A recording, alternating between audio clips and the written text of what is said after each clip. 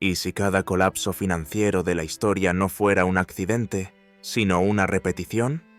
¿Y si el pánico que arruinó a tus abuelos en 1229 fuera el mismo demonio que visitó a los comerciantes holandeses de tulipanes 3 siglos antes? Se nos dice que el progreso es una línea recta, que aprendemos, que evolucionamos. Pero la historia del dinero cuenta una historia diferente. No es una línea, es un círculo. Un laberinto diseñado con tal astucia que cada generación entra por la misma puerta, creyendo ser la primera en descubrir sus pasillos, solo para encontrarse con el mismo muro, una y otra vez. La narrativa oficial nos habla de cisnes negros, de eventos impredecibles que sacuden un sistema por lo demás estable. Pero esto es una mentira reconfortante. Los errores no son la excepción, son la regla. Son el motor secreto de un sistema que se alimenta de la amnesia colectiva. Hoy vamos a desvelar el cianotipo, el plano maestro de estos desastres recurrentes. Trazaremos el ADN del error financiero desde la antigua Roma hasta los algoritmos de alta frecuencia de hoy. Y descubrirás que no somos más sabios que nuestros antepasados. Simplemente hemos encontrado maneras más rápidas y espectaculares de cometer las mismas equivocaciones. Porque la tecnología cambia, los imperios ascienden y caen, pero la psicología humana, ese cóctel tóxico de codicia, miedo y la arrogante certeza de que, esta vez, es diferente, permanece inalterada. Este no es un viaje a través de la historia, es un viaje a través de un espejo. Y lo que verás reflejado en él puede que no te guste. Prepárate, porque estamos a punto de demostrar que el error financiero más peligroso no es el que está por venir, sino el que ya hemos olvidado. La tesis central de nuestra investigación es alarmantemente simple.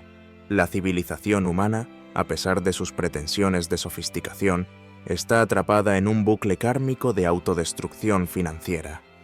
Este ciclo no es un fallo del sistema, es el sistema. Se basa en 3 pilares inmutables de la naturaleza humana. El primero es la alquimia de la deuda, la seductora creencia de que podemos conjurar prosperidad de la nada, pidiendo prestado al futuro sin intención de pagar. El segundo es la fiebre de la manía, la tendencia de la psique colectiva a divorciar el precio del valor, creando castillos de arena de activos sobrevalorados que inevitablemente son reclamados por la marea de la realidad.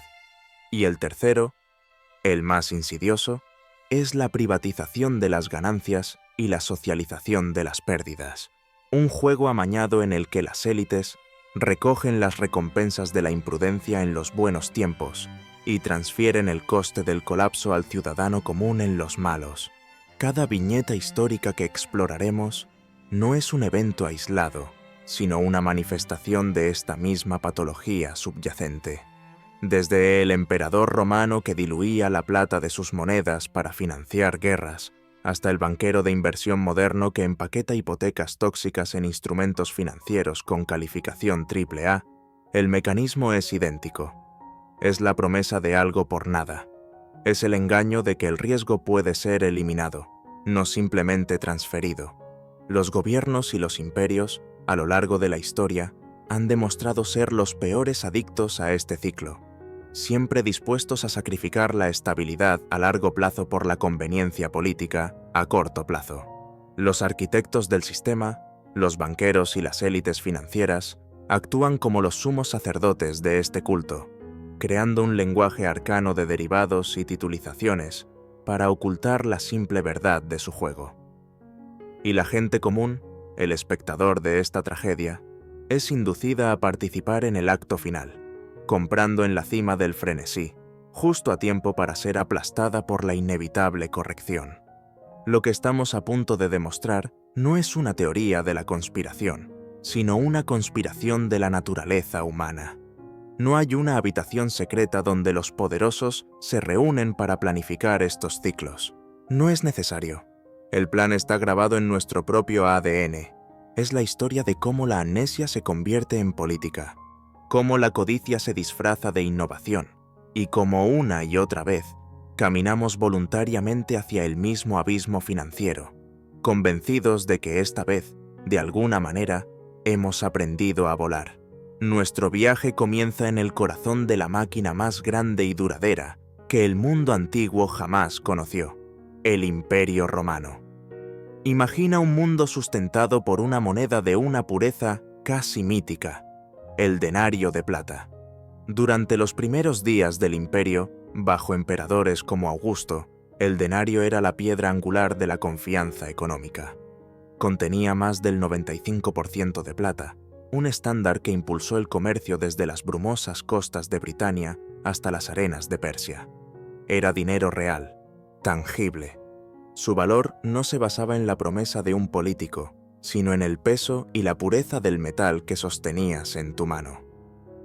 Este fue el lubricante de la Pax Romana, un período de prosperidad y estabilidad sin precedentes. El sistema era simple y brutalmente honesto. Si el Estado quería gastar, primero tenía que recaudar impuestos o conquistar nuevas tierras para saquear sus riquezas. El presupuesto del imperio estaba, en esencia, anclado a la realidad física. No se podía imprimir más oro o plata de la que se extraía de la tierra. Esta disciplina fiscal, impuesta por la naturaleza misma del dinero sólido, fue la base invisible sobre la que se construyó la grandeza de Roma. Pero los imperios, como los hombres, tienen apetitos, apetito de poder, de gloria, de expansión. Y estos apetitos son caros. Las legiones no marchan con el estómago vacío, y las grandiosas obras públicas que inmortalizan el nombre de un emperador no se construyen con promesas. Se construyen con dinero. Y los vastos gastos del imperio, sus interminables guerras en las fronteras y el creciente coste de su burocracia, comenzaron a superar su capacidad para generar ingresos. El ancla de la realidad fiscal comenzó a sentirse menos como una salvaguarda y más como una cadena. Fue entonces cuando una idea peligrosa, una susurrante seducción, comenzó a tomar forma en las mentes de los gobernantes de Roma. Una idea que resonaría a través de los siglos, repetida en innumerables idiomas por innumerables gobiernos. ¿Y si el dinero no tuviera que ser tan honesto? ¿Y si se pudiera estirar un poco la realidad? La tentación se hizo irresistible. El emperador Nerón, más conocido por su extravagancia y tiranía que por su prudencia fiscal, fue uno de los primeros en sucumbir. Alrededor del año 64 d.C., tomó una decisión que sellaría el destino económico de Roma a largo plazo. Dio la orden a sus cecas de reducir sutilmente la cantidad de plata en cada denario, mezclándola con metales más baratos como el cobre. Este proceso se conoce como debasement o envilecimiento de la moneda. Al principio, el cambio era casi imperceptible. El contenido de plata bajó del 95% a quizás el 90%. Para el ciudadano medio, la moneda se veía y se sentía igual. Pero para el Estado, fue un milagro. De repente, con la misma cantidad de plata, podían acuñar más monedas. Podían pagar a más soldados, construir más acueductos y organizar juegos más grandiosos, todo sin la dolorosa necesidad de aumentar los impuestos de forma visible. Era la forma original de la flexibilización cuantitativa, el nacimiento del dinero fiduciario por decreto imperial. Lo que Nerón inició se convirtió en una política estándar para sus sucesores. Cada emperador, enfrentado a sus propias crisis fiscales o ambiciones desmedidas, recurrió al mismo truco. Trajano, Marco Aurelio, Cómodo. Con cada reinado, el contenido de plata del denario disminuía. Para la época de Caracalla, a principios del siglo III, el denario era apenas un 50% de plata. Un siglo después, bajo el reinado de Galieno, era una moneda de cobre con un fino lavado de plata, una sombra fantasmal de su antiguo yo. Este fue un robo, pero un robo de una naturaleza insidiosa y brillante. No fue un acto de confiscación abierta, que habría provocado una revuelta. Fue un robo invisible, un impuesto silencioso que erosionaba el poder adquisitivo de cada ciudadano con cada nueva acuñación. La gente común, sin comprender la compleja metalurgia, solo notaba que sus monedas compraban cada vez menos en el mercado. Los precios de los bienes básicos, como el grano y el aceite, comenzaron a subir, no porque los bienes fueran más escasos, sino porque el dinero para comprarlos valía menos. La inflación había nacido, no como un fenómeno económico abstracto, sino como un arma de Estado. El envilecimiento de la moneda fue el cáncer que devoró al Imperio Romano desde dentro. Lo que comenzó como una solución fácil a problemas de presupuesto a corto plazo se transformó en una catástrofe económica y social a largo plazo. La confianza, el pilar de cualquier sistema económico, se evaporó.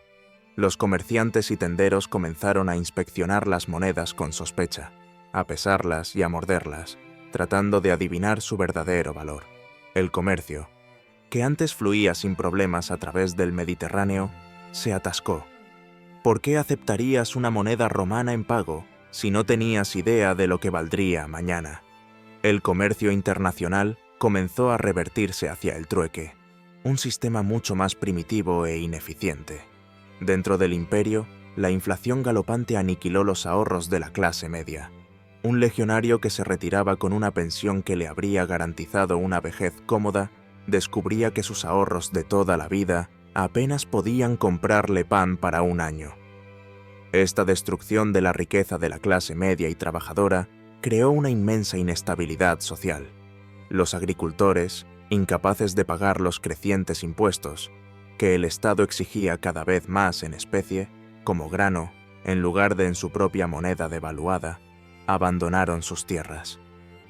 Esto condujo a la escasez de alimentos en las ciudades y a una mayor dependencia de los subsidios estatales, lo que a su vez ejercía más presión sobre las finanzas del imperio, creando un círculo vicioso de decadencia.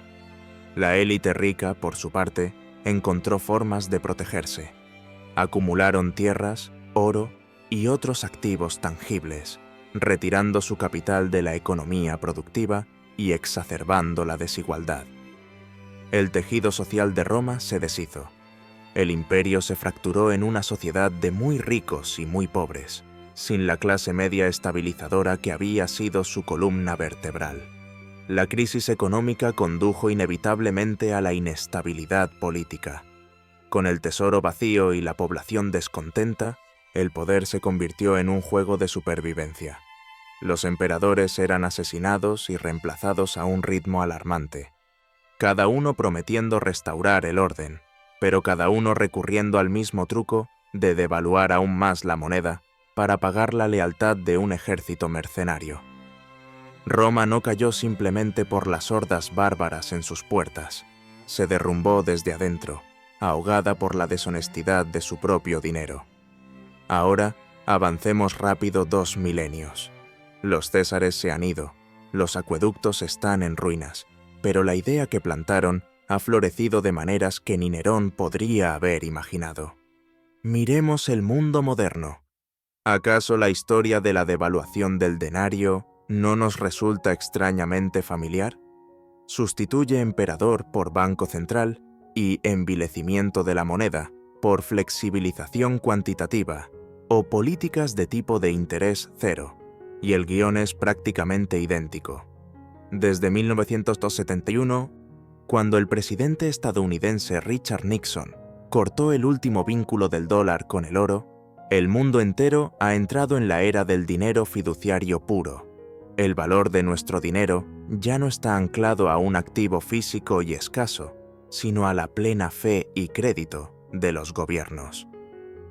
Y, al igual que los emperadores romanos, los gobiernos modernos han demostrado ser incapaces de resistir la tentación de abusar de este poder. Cuando se enfrentan a una crisis, ya sea una recesión, una pandemia o simplemente la necesidad de financiar promesas políticas costosas, la respuesta es siempre la misma: crear más dinero de la nada. Los números son asombrosos, empequeñeciendo cualquier cosa que los romanos pudieran haber logrado. Billones de dólares, euros y yenes inyectados en el sistema financiero, no para construir infraestructura duradera o mejorar la productividad, sino para apuntalar los precios de los activos y rescatar a las instituciones financieras demasiado grandes para quebrar. Este es el envilecimiento de la moneda a escala global y digital, y las consecuencias son las mismas. La inflación, ese impuesto silencioso, erosiona el poder adquisitivo de tu salario y tus ahorros. El coste de la vida, desde la vivienda hasta la alimentación, se dispara, mientras que los salarios luchan por mantener el ritmo. La clase media es vaciada, sus ahorros devaluados.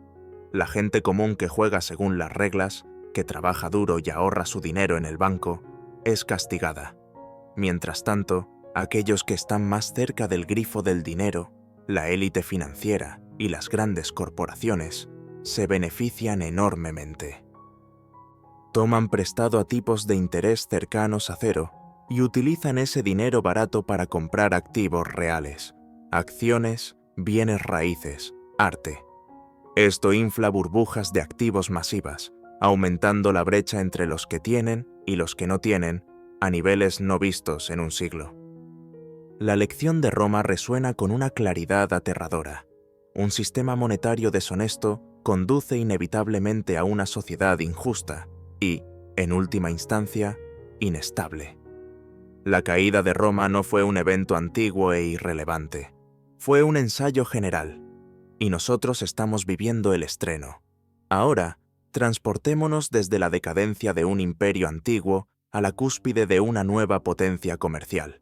Estamos en los Países Bajos del siglo XVII, la nación más rica y financieramente innovadora del mundo. Ámsterdam es el centro palpitante del comercio global. Su puerto bulle con barcos que traen especias de las Indias Orientales y su bolsa de valores es la más avanzada del planeta. Los holandeses han perfeccionado las herramientas del capitalismo moderno, las sociedades por acciones, los derivados, los mercados de futuros. En medio de esta prosperidad sin precedentes, un nuevo símbolo de estatus ha capturado la imaginación de la élite, el tulipán. Introducido desde el Imperio Otomano unas décadas antes, esta no es una flor ordinaria. Sus colores vibrantes y formas exóticas son un lienzo para la ostentación.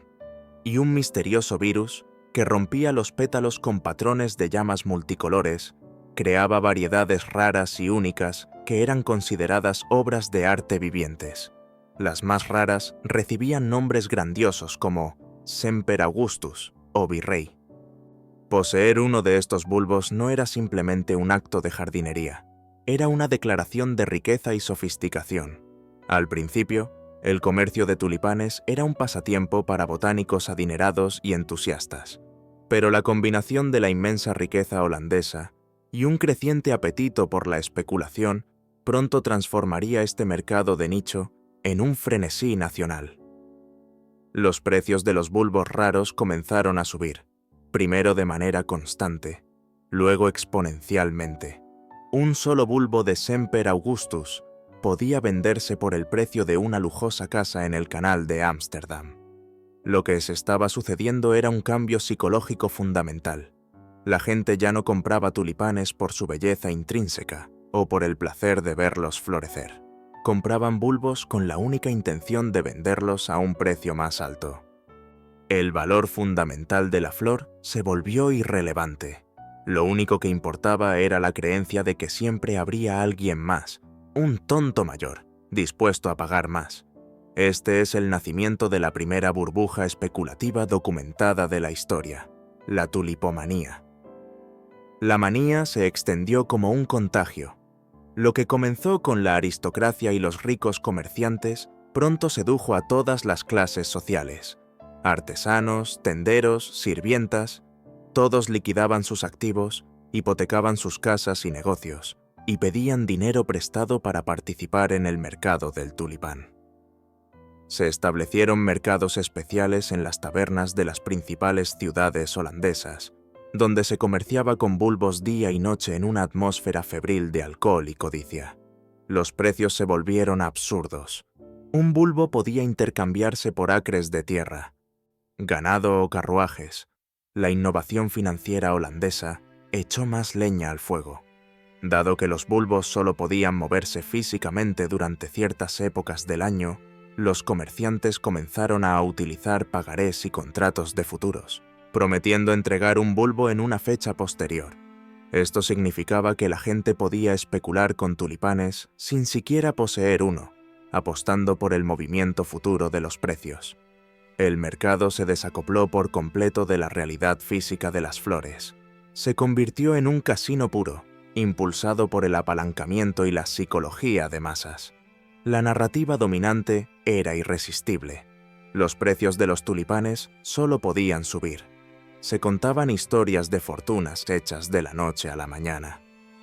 Cualquiera que se atreviera a cuestionar la sensatez de pagar el salario de una vida por un bulbo de flor era ridiculizado como un anticuado que no lo entendía. Era una nueva era de prosperidad. La escasez de los bulbos más raros, se argumentaba, justificaba cualquier precio. Era una lógica circular y autocumplida que se reforzaba a sí misma con cada nuevo máximo del mercado. Este es el canto de sirena de toda burbuja financiera, la suspensión de la incredulidad, la creencia colectiva en una nueva clase de activo que ha trascendido las viejas reglas de valoración. Es una forma de locura masiva, donde el miedo a quedarse fuera, FOMO, Fear of Missing Out, se vuelve mucho más poderoso que el miedo a perder dinero. El clímax de la locura llegó en el invierno de 1636-1637. Los precios alcanzaron su punto máximo en un frenesí de compras. Pero entonces, algo se rompió. Quizás fue un gran comerciante que decidió tomar sus ganancias. Quizás fue una subasta en la ciudad de Harlem, donde por primera vez no hubo compradores para un lote de tulipanes caros. La causa exacta es irrelevante. Lo que importa es que el hechizo se rompió. Una sola grieta en la fe colectiva fue suficiente para que todo el edificio se derrumbara. El pánico se apoderó del mercado con la misma velocidad con la que la codicia lo había inflado. De repente, todos querían vender, pero los compradores habían desaparecido. La gente se dio cuenta de que tenía en sus manos contratos de papel que prometían la entrega de un bulbo que ahora no valía casi nada. Los precios se desplomaron un 99% en cuestión de semanas. La caída fue catastrófica. Las fortunas que se habían construido sobre el papel se evaporaron en el aire. Las personas que habían hipotecado sus casas para comprar tulipanes se enfrentaron a la ruina y la bancarrota. Hubo una avalancha de demandas, ya que la gente intentaba hacer cumplir los contratos de futuros, ahora sin valor. El gobierno holandés, después de haber observado pasivamente el ascenso de la burbuja, intervino, pero era demasiado tarde. Declaró nulos los contratos, pero esto no hizo más que formalizar las pérdidas y cimentar la ruina de muchos. La tulipomanía dejó una profunda cicatriz en la psique holandesa. Se convirtió en una historia con moraleja sobre la locura de las multitudes y los peligros de la especulación desenfrenada. De la noche a la mañana, el tulipán pasó de ser el máximo símbolo de estatus a un emblema de la necedad y la ruina. La sociedad holandesa se recuperó lentamente, pero la lección fue clara. Cuando el precio de un activo se desvincula por completo de su valor intrínseco, impulsado únicamente por la esperanza de venderlo a un precio más alto, el colapso no es una posibilidad, es una certeza matemática. ¿Te suena familiar esta historia de manía y colapso? Debería. Porque la tulipomanía no fue un evento único y extraño. Fue el prototipo. Es el mismo guión que se ha representado una y otra vez, con diferentes actores y diferentes activos, a lo largo de los siglos. Avancemos hasta finales de la década de 1990 y la burbuja de las .com. Reemplaza los bulbos de tulipán por acciones de empresas de Internet. La narrativa era idéntica. Era una nueva economía. Las viejas métricas de valoración como los beneficios y los ingresos ya no importaban. Lo único que importaba era el potencial, los globos oculares, el número de clics. Empresas que nunca habían obtenido un céntimo de beneficio alcanzaban valoraciones de miles de millones de dólares. La gente común dejaba sus trabajos para convertirse en traders diarios, convencidos de que habían descubierto el camino hacia la riqueza fácil. Y luego, en el año 2000, la burbuja estalló. El índice Nasdaq se desplomó, billones de dólares de riqueza en papel se desvanecieron, y muchas de esas empresas de nueva economía desaparecieron para siempre. O considera la burbuja inmobiliaria que condujo a la crisis financiera de 2008. La narrativa era que los precios de la vivienda nunca bajan. La gente compraba casas que no podía permitirse, utilizando hipotecas exóticas, con la creencia de que siempre podrían refinanciar o vender con una ganancia. Los bancos empaquetaban estas hipotecas de alto riesgo en productos financieros complejos y los vendían a inversores de todo el mundo. Y luego, inevitablemente, los precios de la vivienda comenzaron a caer, desencadenando una cascada de ejecuciones hipotecarias y el colapso de instituciones financieras globales. Y hoy, vemos ecos de la tulipomanía en los rincones más especulativos de los mercados de criptomonedas y acciones meme. Activos con poca o ninguna utilidad intrínseca son impulsados a valoraciones astronómicas por el frenesí de las redes sociales y el miedo a quedarse fuera. La tecnología ha cambiado, la velocidad de la información es instantánea, pero la psicología es exactamente la misma que en las tabernas de Ámsterdam del siglo XVII. La lección de los tulipanes es atemporal. La naturaleza humana anhela la riqueza sin esfuerzo, y cuando una narrativa lo suficientemente seductora se combina con un exceso de dinero barato, el resultado es siempre una burbuja especulativa. Siempre terminan de la misma manera, con la ruina de aquellos que confundieron el precio con el valor y creyeron, contra toda evidencia histórica, que esta vez sería diferente. Dejemos los campos de tulipanes de Holanda y crucemos el Canal de la Mancha hacia la Francia de principios del siglo XVIII. El escenario es sombrío. El rey Sol, Luis XIV, ha muerto, dejando al reino al borde de la bancarrota. Décadas de guerras extravagantes y gastos desmedidos en la corte de Versalles han acumulado una deuda nacional insostenible. El gobierno francés está desesperado. En este momento de crisis, aparece un hombre carismático con una solución radical. Su nombre es John Law, un economista y jugador escocés que huyó de Inglaterra tras un duelo mortal. Law llega a París con una idea que parece milagrosa. Argumenta que la riqueza de una nación no está limitada por su stock de oro y plata. La verdadera riqueza, insiste, reside en el comercio y la producción. Y para estimularlos, lo que Francia necesita es más dinero.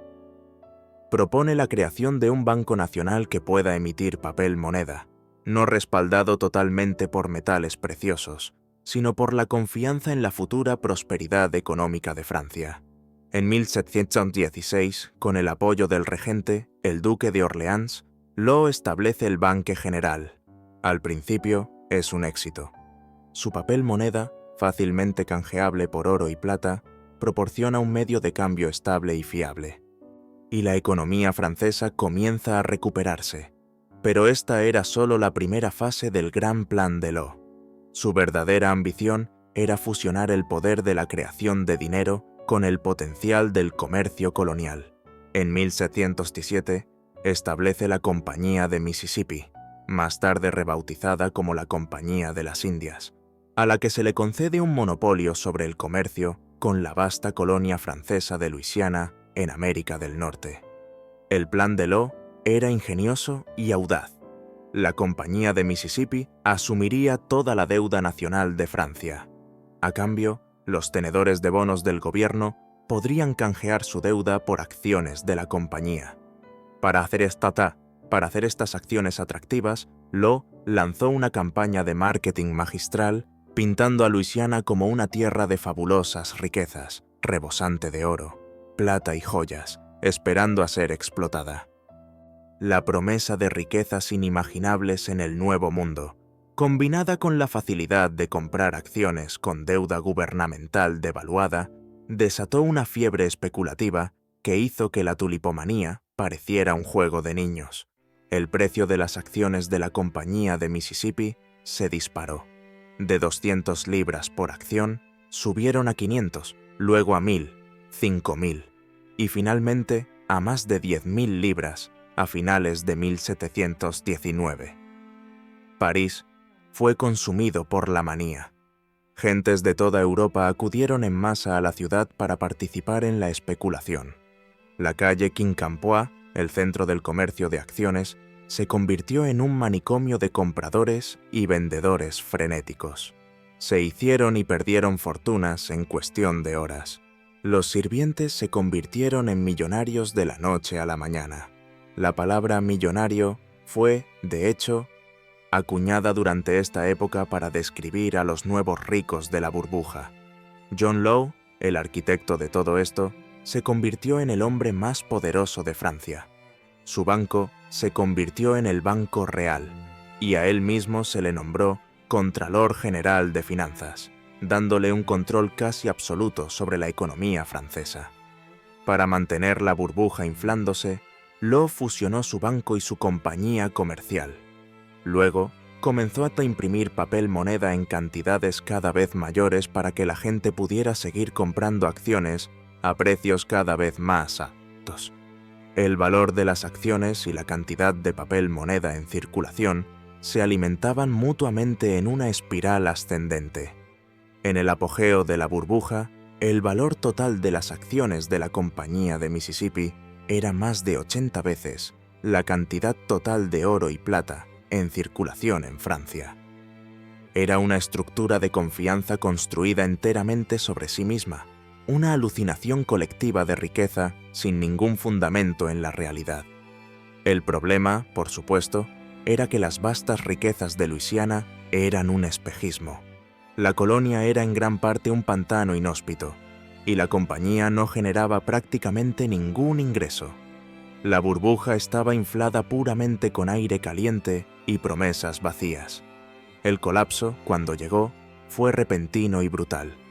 A principios de 1720, algunos inversores astutos y príncipes con información privilegiada comenzaron a vender discretamente sus acciones, canjeando sus ganancias de papel por oro y plata reales en el Banco de Law. A medida que la noticia de estas grandes ventas se extendía, la confianza comenzó a flaquear. El público se dio cuenta de que la promesa de riqueza era una ilusión y se apresuró a hacer lo mismo, vender sus acciones y convertir su papel moneda en monedas de metal precioso. Law intentó desesperadamente mantener la burbuja a flote. Prohibió la posesión de más de una pequeña cantidad de oro, devaluó el valor oficial de las monedas y fusionó por decreto el banco y la compañía. Pero estas medidas autoritarias solo aumentaron el pánico. La gente se dio cuenta de que su papel moneda, que habían creído que era tan bueno como el oro, no era más que papel impreso. Se produjeron disturbios frente al banco cuando la gente intentaba desesperadamente salvar algo de valor. A finales de 1720, el sistema se había derrumbado por completo. El precio de las acciones de la Compañía de Mississippi se había desplomado, volviendo a su valor original. La vasta cantidad de papel moneda emitida por Law no valía nada. El experimento de Francia con el dinero fiduciario y la especulación patrocinada por el Estado había terminado en una catástrofe nacional. La burbuja de Mississippi aniquiló los ahorros de una generación entera de ciudadanos franceses, desde la aristocracia hasta la clase media. La economía francesa quedó devastada y tardaría décadas en recuperarse. John Law, antes aclamado como un salvador, se convirtió en el hombre más odiado de Francia y tuvo que huir del país disfrazado, muriendo en la pobreza en Venecia. El legado de la burbuja fue profundo. Creó una desconfianza duradera hacia el papel moneda y los mercados de valores en Francia, que algunos historiadores argumentan que retrasó el desarrollo industrial del país en comparación con Gran Bretaña. Más fundamentalmente, fue una lección devastadora sobre los peligros de un banco central con el poder ilimitado de imprimir dinero y la propensión de los gobiernos a fomentar burbujas especulativas para ocultar sus problemas fiscales subyacentes. La historia de John Law y la Compañía de Mississippi es más que una simple anécdota histórica. Es el arquetipo de la política de los bancos centrales modernos. La estrategia de Law de imprimir dinero para inflar los precios de los activos y monetizar la deuda del gobierno no murió con él en Venecia. Se ha convertido en el libro de jugadas estándar para las autoridades financieras de todo el mundo, especialmente en las décadas posteriores al abandono del patrón oro en 1971. Pensemos en las acciones de la Reserva Federal de los Estados Unidos, el Banco Central Europeo o el Banco de Japón en los últimos años. Cuando se enfrentan a una desaceleración económica o a una crisis financiera, su respuesta instintiva es la misma que la de Law: inundar el sistema con dinero recién creado a través de programas de flexibilización cuantitativa y reducir los tipos de interés a niveles artificialmente bajos. El objetivo declarado es estimular la economía. Pero el efecto real, al igual que en la Francia del siglo XVIII, es canalizar ese dinero hacia los mercados financieros, inflando burbujas masivas en acciones, bonos y bienes raíces. Se nos dice que esto crea un efecto riqueza, donde el aumento de los precios de los activos hace que la gente se sienta más rica y, por lo tanto, gaste más. Pero esto es una ilusión peligrosa. Es la misma lógica que utilizó Law para convencer a los franceses de que el aumento del precio de las acciones de una compañía sin beneficios era un signo de verdadera prosperidad. Lo que realmente ocurre es una transferencia masiva de riqueza. Aquellos que poseen activos financieros, la élite adinerada, se benefician enormemente de esta inflación de activos. Mientras tanto, la persona común, cuyos principales activos son su salario y sus ahorros en efectivo, ve cómo su poder adquisitivo es erosionado por la inflación. El sistema de Law, disfrazado con la jerga económica moderna, está vivo y coleando. Y al igual que en 1720, este sistema es inherentemente inestable.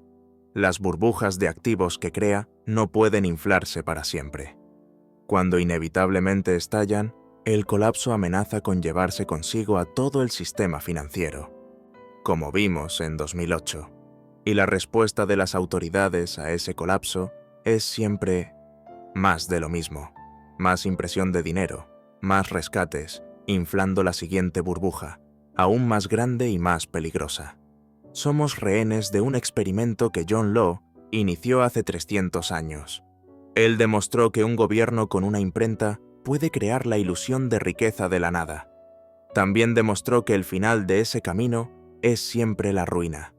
La pregunta que debemos hacernos es: ¿cuánto tiempo más podemos ignorar esta lección?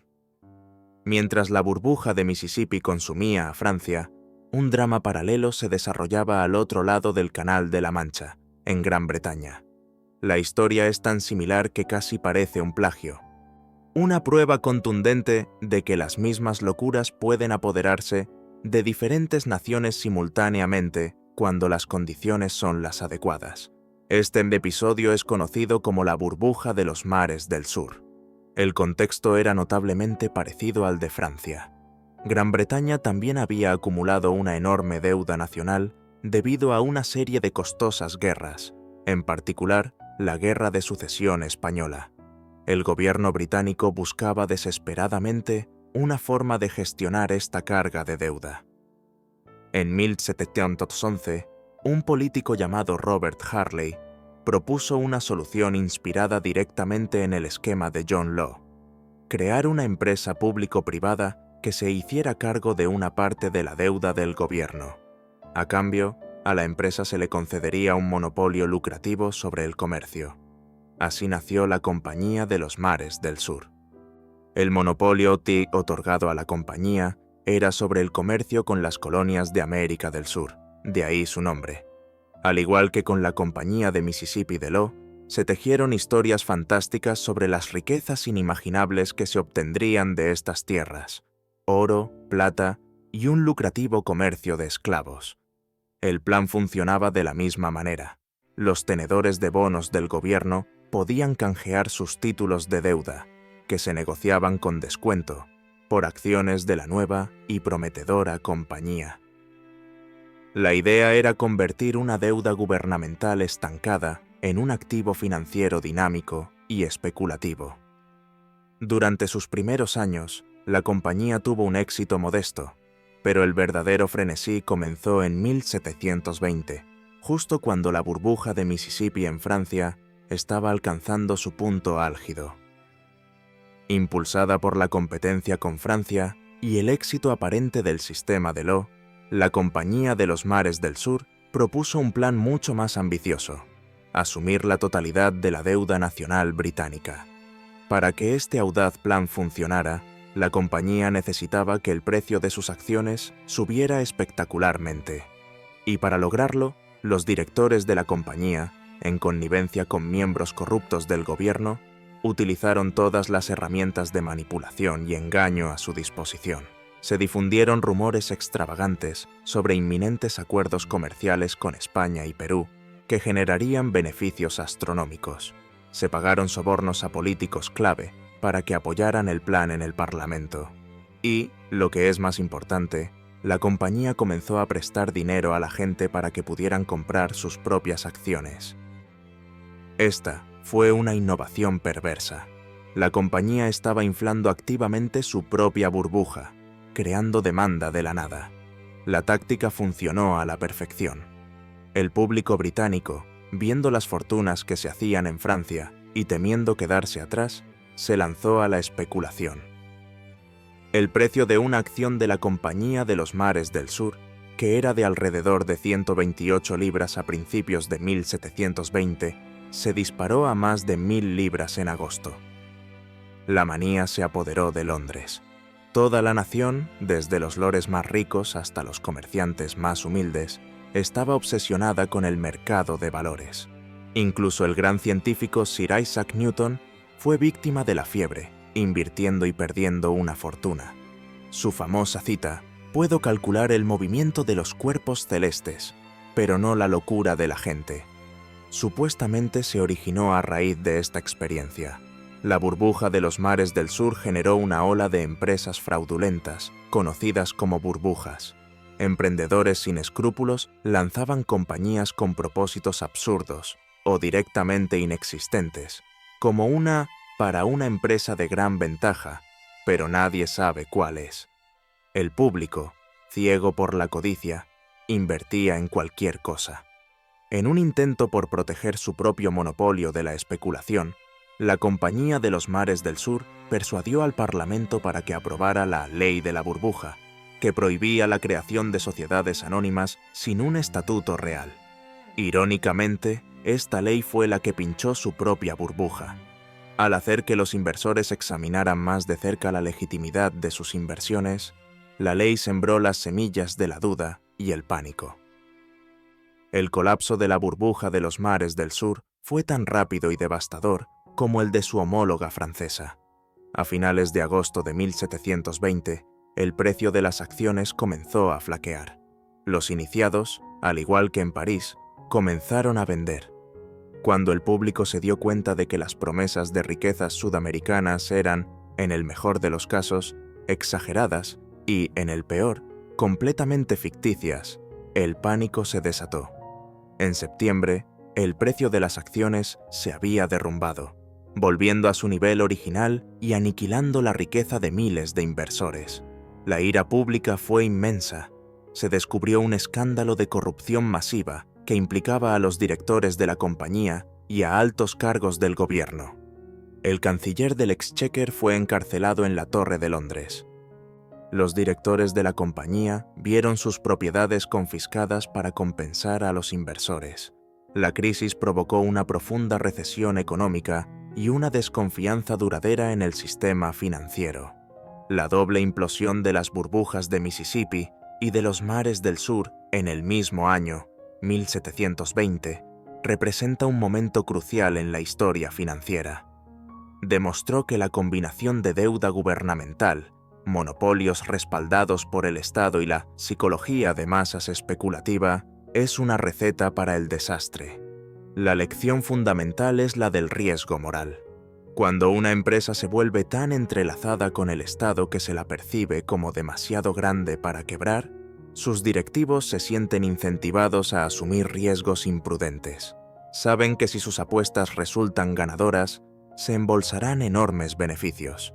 Si pierden, el Estado y, en última instancia, los contribuyentes, se verán obligados a intervenir para evitar un colapso sistémico. Esto es exactamente lo que ocurrió en 2008 con el rescate de los grandes bancos de inversión. Las instituciones que habían cosechado beneficios récord vendiendo productos financieros tóxicos fueron rescatadas con dinero público cuando sus apuestas salieron mal. Los ejecutivos se marcharon con sus bonificaciones intactas, mientras que la gente común sufrió las consecuencias de la recesión. Las historias de 1720 nos advierten que nada ha cambiado. La tentación de utilizar la maquinaria del Estado para privatizar las ganancias y socializar las pérdidas es una constante en la historia financiera. La burbuja de los mares del sur no fue solo una historia de codicia del siglo XVIII. Fue un presagio de la doctrina del riesgo moral que define y corrompe nuestro sistema financiero hasta el día de hoy. Nuestro viaje cronológico nos lleva ahora a través del Atlántico, a los Estados Unidos de finales del siglo XIX y principios del XX. Es la Edad Dorada, una era de industrialización vertiginosa, inmensa riqueza y desigualdad abismal. Hombres como Rockefeller, Carnegie y Vanderbilt han construido imperios en el petróleo, el acero y los ferrocarriles. Pero bajo la superficie brillante de la prosperidad, el sistema financiero estadounidense es salvajemente inestable. A diferencia de las naciones europeas, Estados Unidos no tiene un banco central. El sistema bancario es una mezcla descentralizada y poco regulada de miles de bancos nacionales y estatales.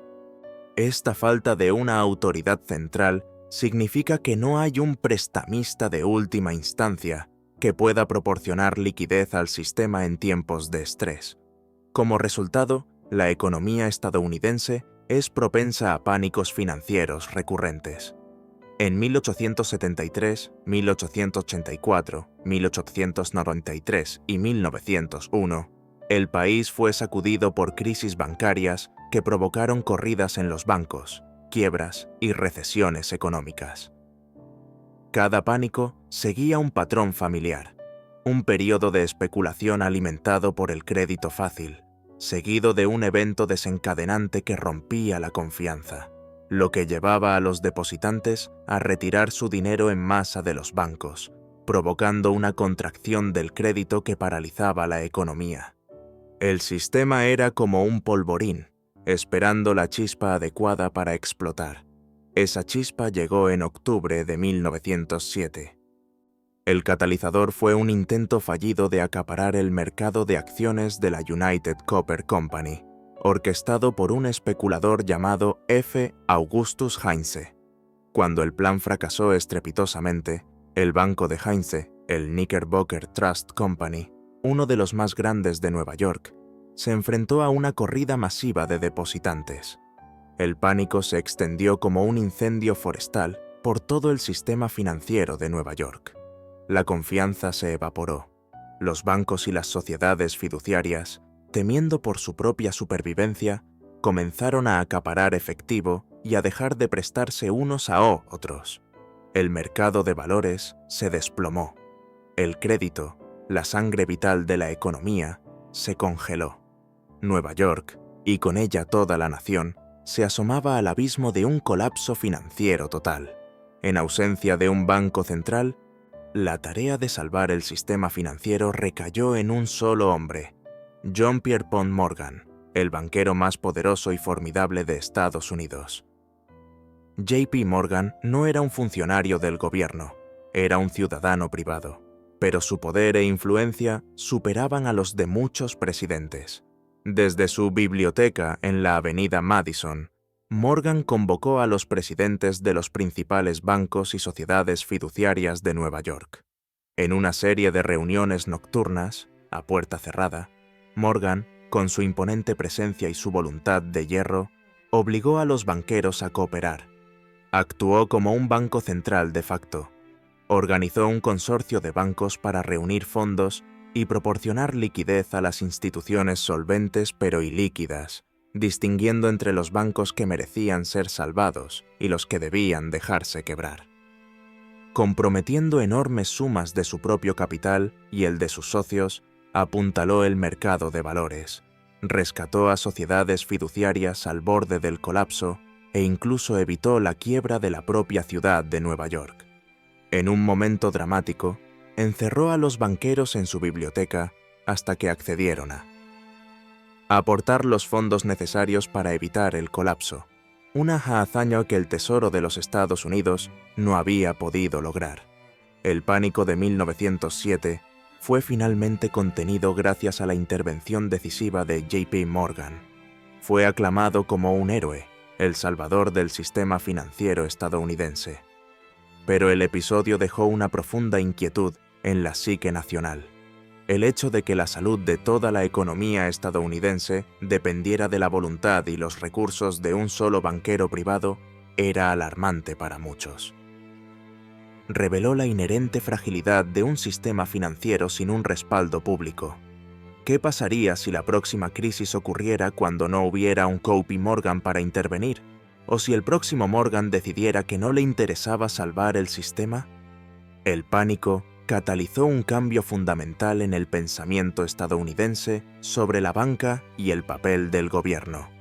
La crisis convenció a una parte influyente de la élite política y financiera de que Estados Unidos necesitaba una institución permanente que pudiera desempeñar los servicios que Morgan había prestado de forma ad hoc, un banco central. La secuela del pánico de 1907 fue tan importante como el pánico mismo. Condujo directamente a la creación del sistema de la Reserva Federal.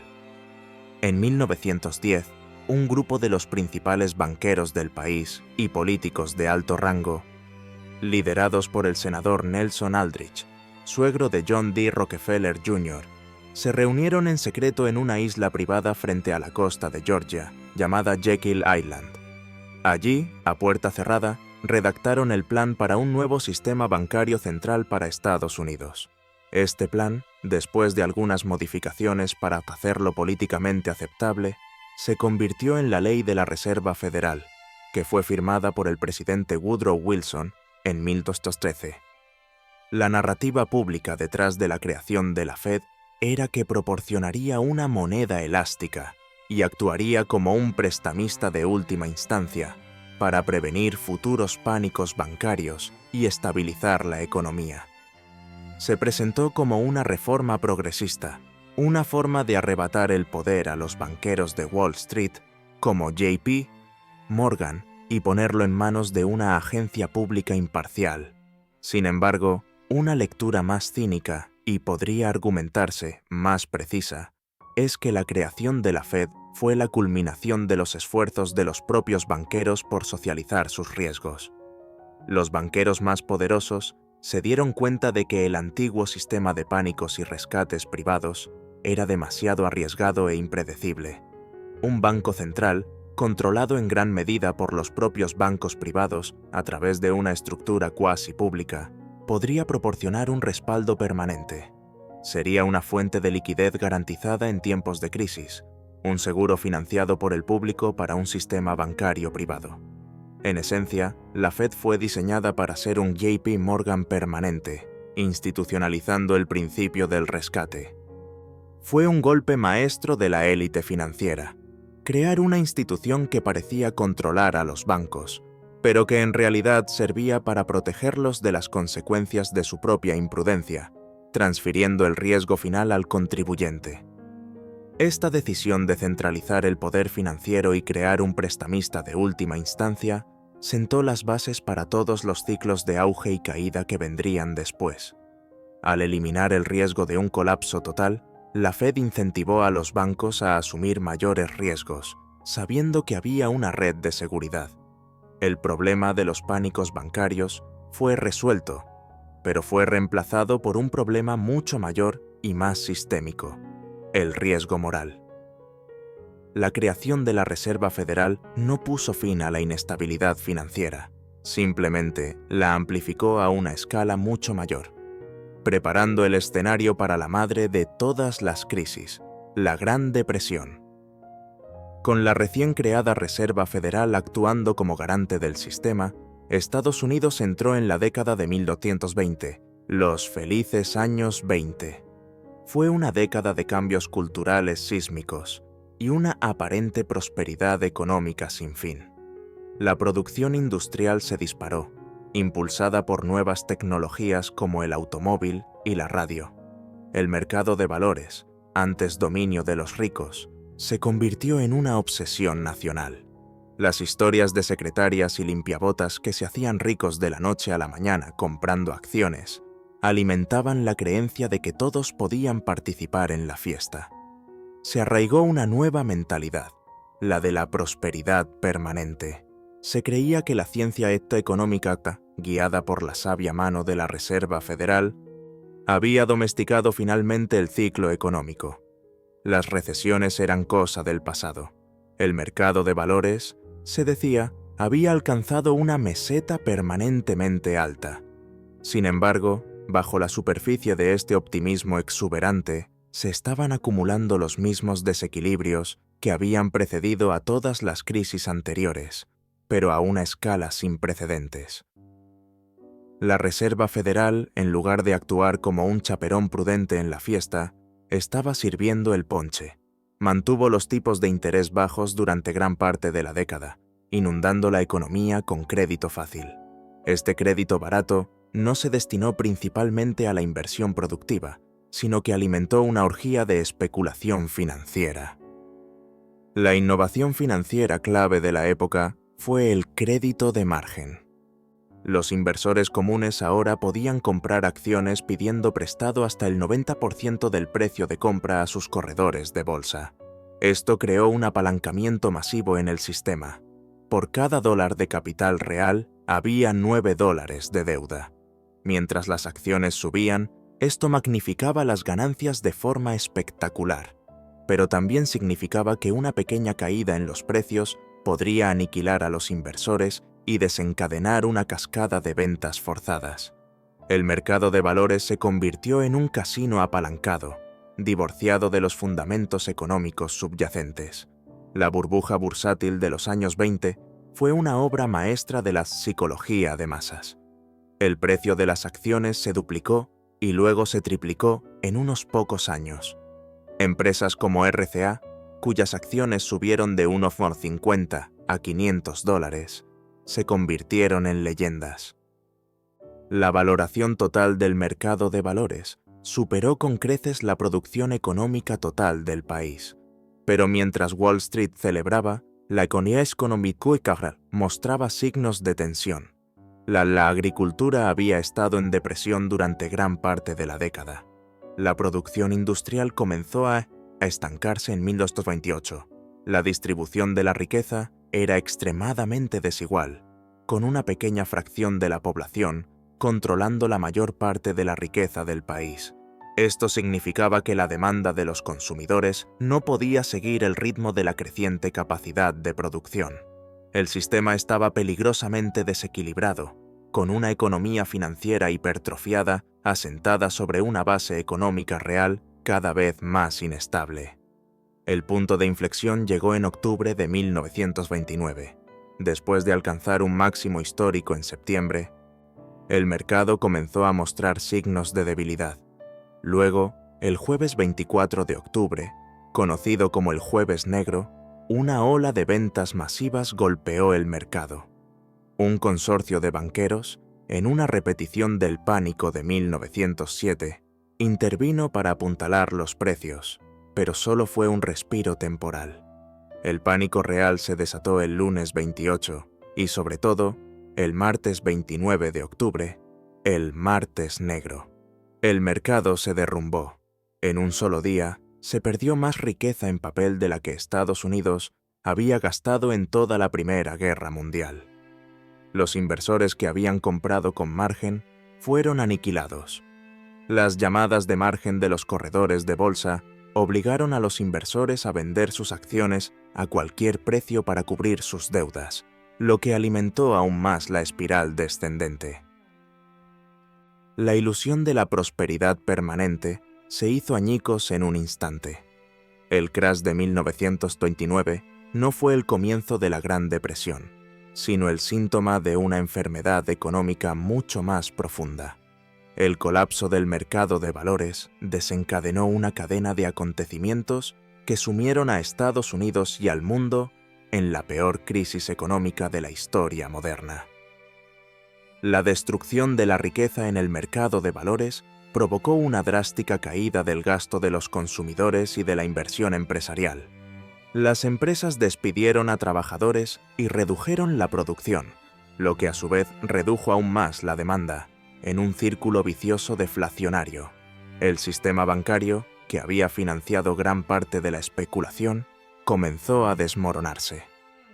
Los bancos que habían prestado dinero para la compra de acciones o que habían invertido directamente en el mercado de valores se encontraron con enormes pérdidas. Esto provocó una nueva oleada de pánicos bancarios, esta vez a una escala que empequeñeció la de 1907. Entre 1930 y 1933, más de 9.000 bancos quebraron en Estados Unidos, llevándose consigo los ahorros de millones de familias. La Reserva Federal, la institución creada específicamente para prevenir este tipo de colapso, fracasó estrepitosamente en su misión. En lugar de actuar como prestamista de última instancia e inyectar liquidez en el sistema bancario para detener las corridas, la Fed se quedó de brazos cruzados e incluso endureció la política monetaria, permitiendo que la contracción del crédito se convirtiera en una hemorragia. Este fracaso es uno de los debates más intensos de la historia económica, pero demuestra que la mera existencia de un banco central no es garantía de estabilidad, especialmente si sus líderes carecen de la comprensión o la voluntad para actuar con decisión. La depresión fue una catástrofe humana.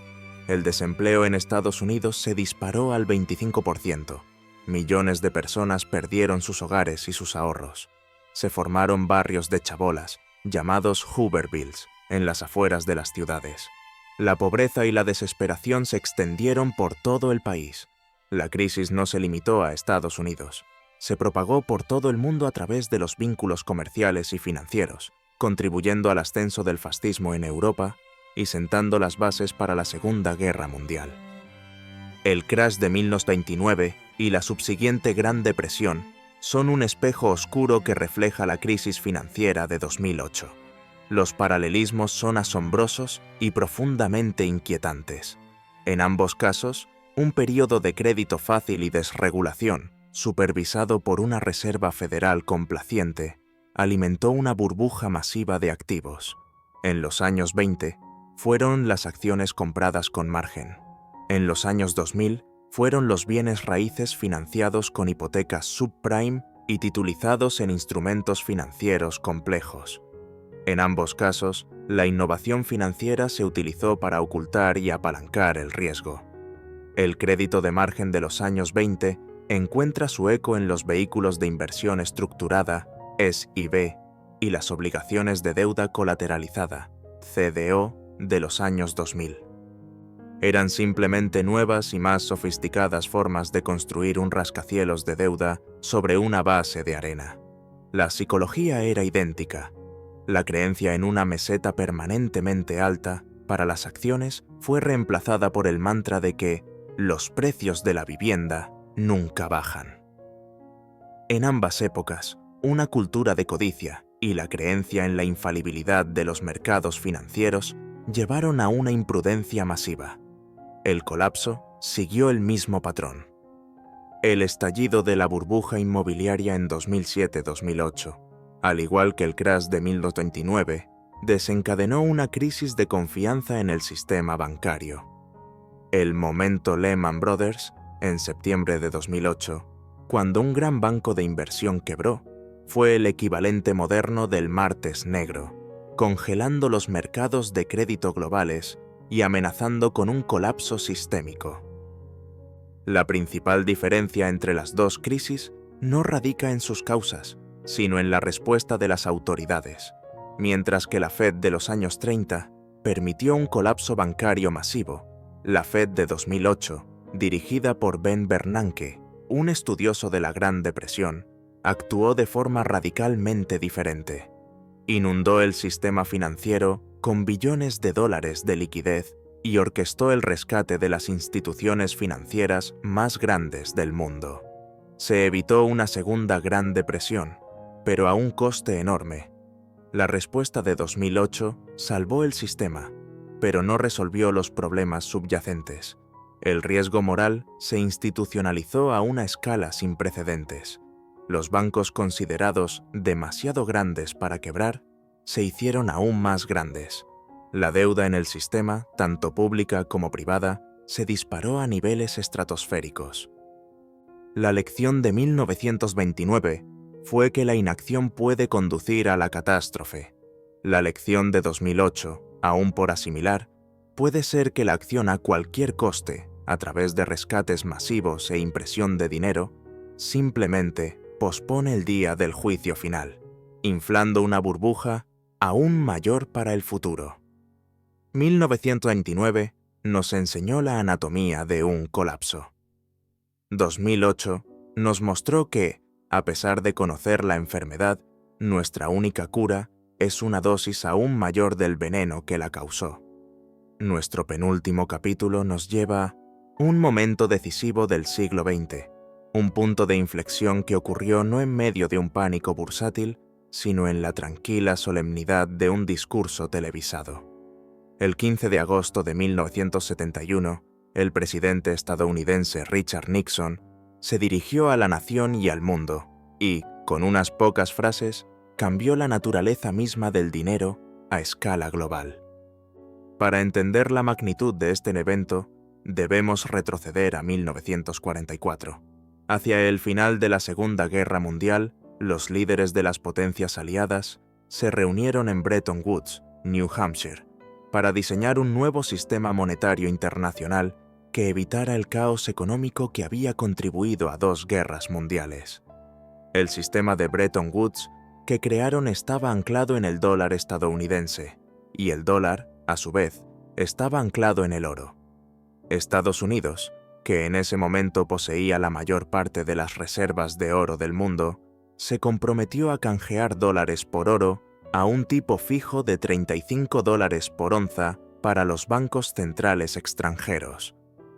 Las demás monedas principales se fijaron al dólar.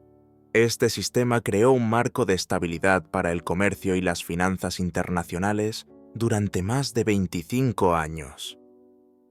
Proporcionó una disciplina al sistema monetario. Aunque los ciudadanos privados no podían canjear sus dólares por oro, la convertibilidad para los bancos centrales extranjeros imponía un límite a la cantidad de dólares que Estados Unidos podía crear. Si imprimían demasiados dólares, otros países perderían la confianza y empezarían a canjear sus dólares por oro, agotando las reservas de Fort Knox. El dólar era, en esencia, un cheque canjeable por una cantidad fija de oro. El sistema funcionó bien durante un tiempo, pero en la década de 1960 empezó a mostrar graves tensiones. Estados Unidos, al igual que el Imperio Romano y la Francia prerrevolucionaria, estaba gastando más de lo que ingresaba. Los enormes costes de la guerra de Vietnam y los programas sociales de la Gran Sociedad se financiaron, en gran parte, con la impresión de dinero. El número de dólares en circulación en el mundo comenzó a superar con creces el valor de las reservas de oro de Estados Unidos. Otros países, en particular Francia bajo Charles de Gaulle, se dieron cuenta de este desequilibrio. Comprendieron que Estados Unidos estaba abusando de su posición como emisor de la moneda de reserva mundial, exportando su inflación al resto del mundo. Comenzaron a ejercer su derecho bajo el acuerdo de Bretton Woods, presentando sus dólares al Tesoro de Estados Unidos y pidiendo oro a cambio. Las reservas de oro de Estados Unidos comenzaron a disminuir peligrosamente. En el verano de 1971, la situación llegó a un punto crítico. Varios países europeos, liderados por Gran Bretaña, indicaron su intención de canjear miles de millones de dólares por oro. Estados Unidos se enfrentaba a una corrida en sus reservas de oro, una que no podía satisfacer. Nixon se encontraba en una encrucijada. Podía someter a la economía estadounidense a una dolorosa austeridad para restaurar la confianza en el dólar, o podía romper la promesa que había sustentado el sistema monetario mundial durante un cuarto de siglo. Eligió la segunda opción. En su discurso del 15 de agosto, Nixon anunció que estaba cerrando temporalmente la ventanilla del oro. Declaró que Estados Unidos ya no canjearía dólares por oro para los bancos centrales extranjeros, aunque se presentó como una medida temporal para combatir a los especuladores internacionales. En realidad fue un impago soberano por otros medios. Estados Unidos estaba renegando de su obligación de respaldar su moneda con oro. El shock de Nixon, como se le conoció, destruyó el sistema de Bretton Woods de la noche a la mañana.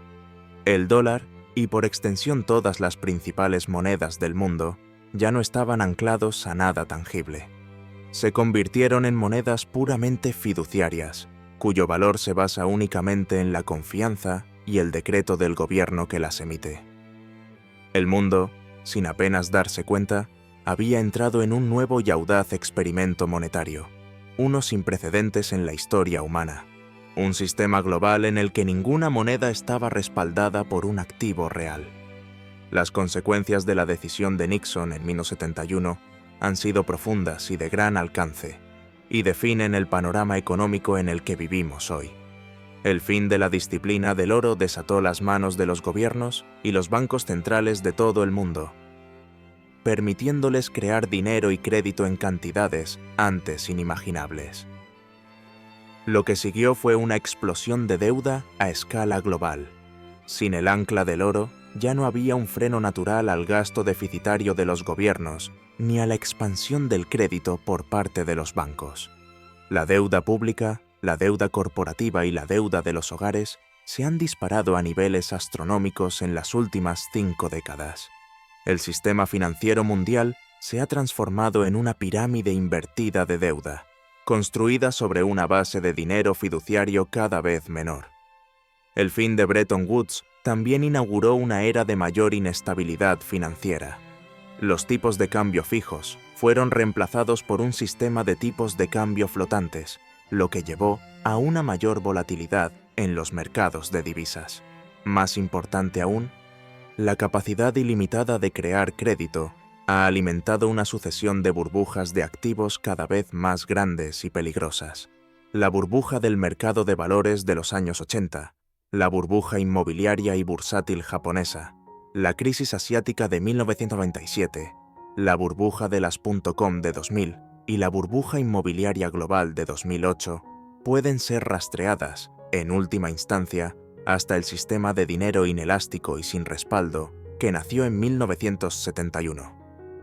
Cada burbuja fue inflada con crédito barato, y cada estallido fue resuelto con una inyección aún mayor de crédito y liquidez, sentando las bases para la siguiente crisis. El shock de Nixon representa el error financiero arquetípico cometido por los gobiernos a lo largo de la historia, la tentación de sacrificar la solidez a largo plazo por la conveniencia a corto plazo. Al igual que el emperador romano que envilecía sus monedas para financiar sus guerras, Nixon eligió el camino fácil para escapar de un aprieto, con consecuencias que se extenderían mucho más allá de su presidencia. El sistema que él inauguró, un sistema de deuda perpetua y burbujas recurrentes, es inherentemente insostenible. Es el acto final en una tragedia que comenzó con la devaluación del denario, un sistema global construido no sobre el valor, sino sobre la ilusión. Y así, llegamos a nuestra era. Al amanecer del siglo XXI. El escenario final donde todos los errores del pasado convergen en una única y espectacular crisis.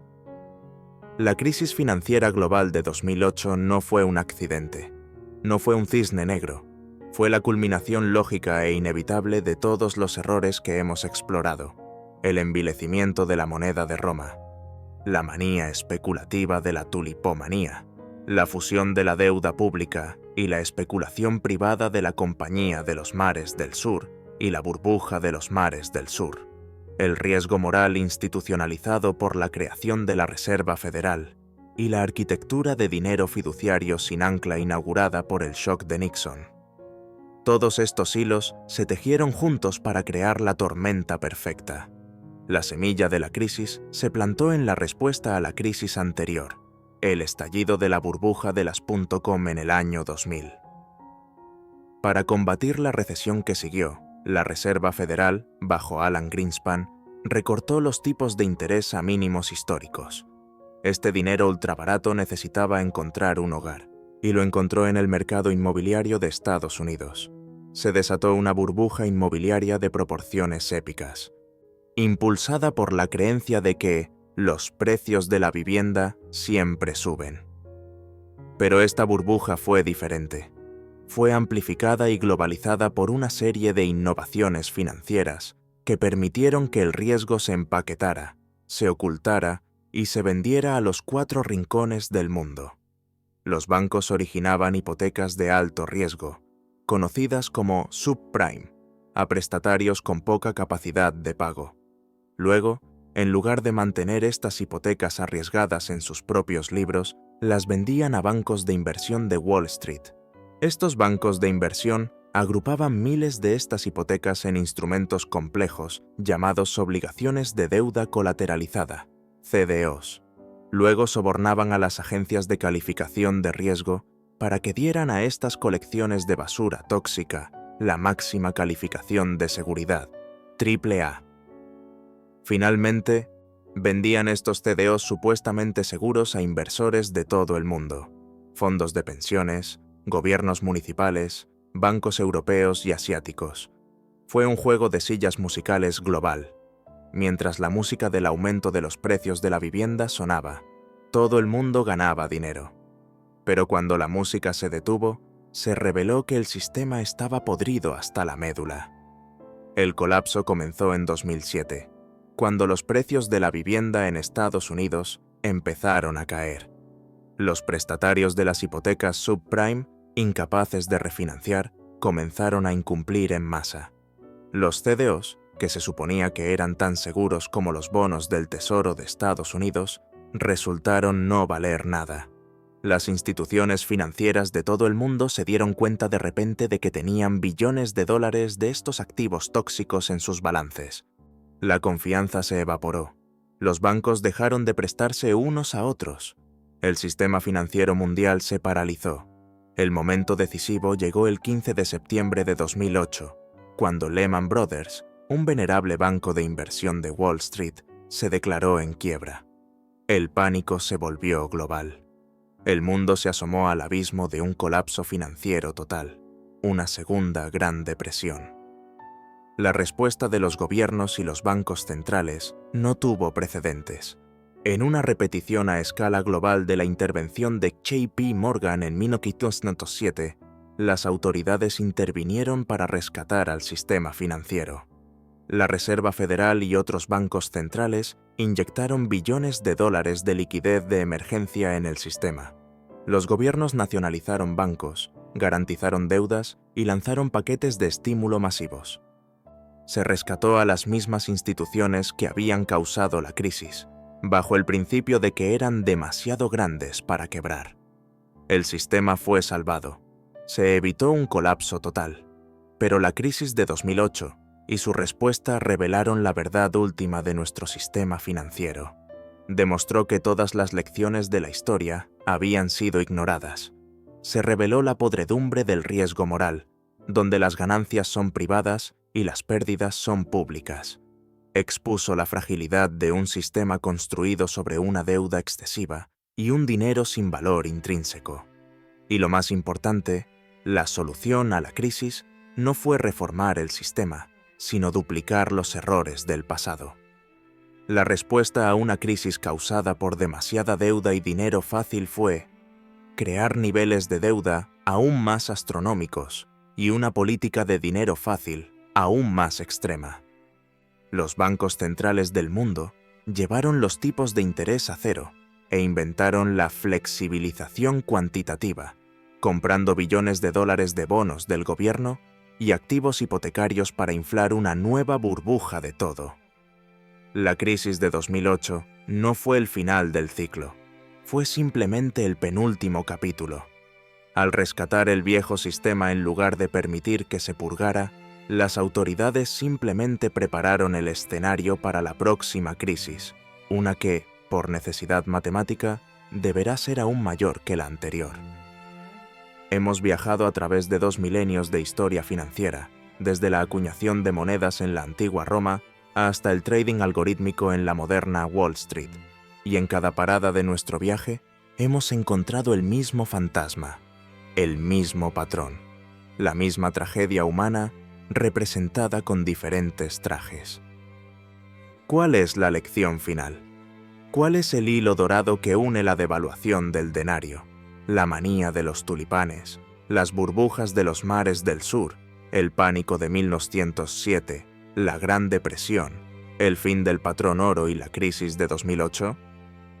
La lección es esta: no hemos aprendido nada.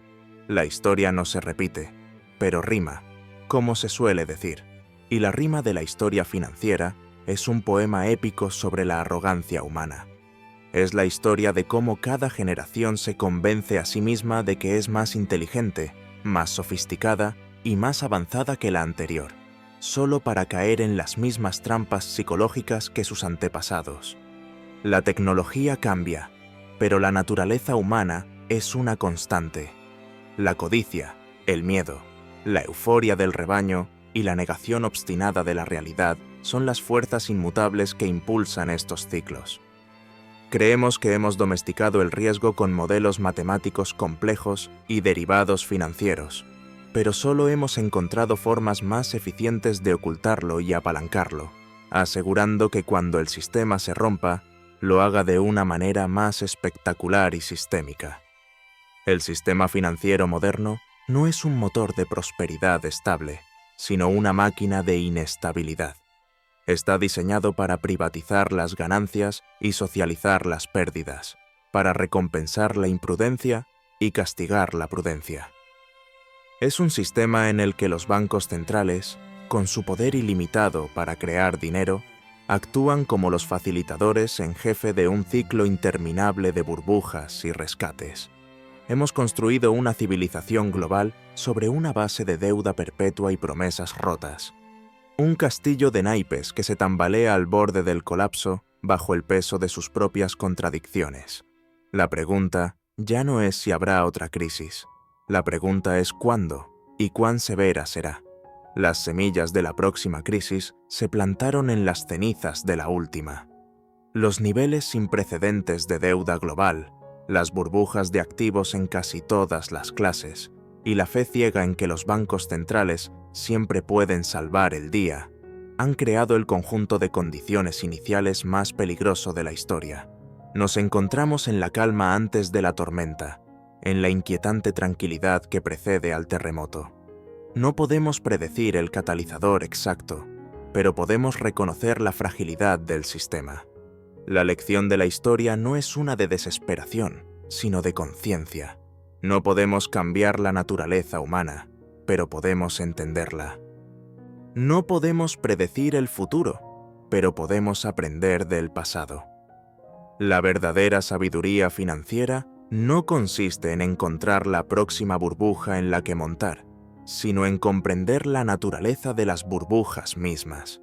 Consiste en reconocer que la riqueza real no se imprime de la nada. Se construye lentamente a través del trabajo duro, el ahorro y la inversión productiva.